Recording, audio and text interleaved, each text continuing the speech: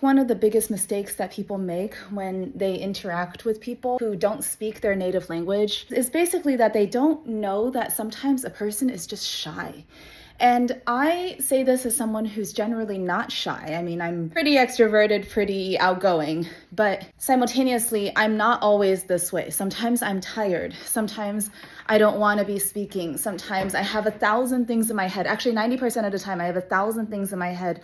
And to sift through them all and get out what I need to say in a different language is going to be very frustrating sometimes because I feel like there's a lot of backlog already here. You know, the image of someone just being like really concentrated and like in their work, that happens like regardless of what language you're speaking. What I find frustrating is when I hear people say that somebody doesn't have a good language level when they've only seen them a few times under certain conditions. They haven't seen them when they're relaxed and able to hang out over the weekend and in a more casual environment. They've seen them when they're just playing with their kids in a park. They haven't seen them when they're home back, in front of the TV, hanging out with their cat. That may or may not be my situation, but they haven't seen them in a variety of situations and draw a conclusion based on something that is so just small snapshots, right? Like imagine if someone was evaluating you based on the small seconds, 10-second interaction that they had with you. I think a lot of people feel like they failed at interactions. I hear this a lot, actually.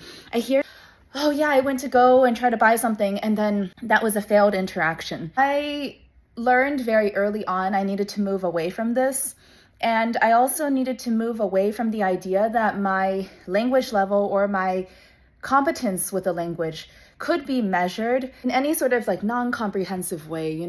It's not complex enough of an evaluation. Even formal evaluation, we know, is just a single snapshot based on standards that have been set previously. I really think that it's unfair to look at somebody and just say like their English is bad, their French is bad, their Chinese is bad.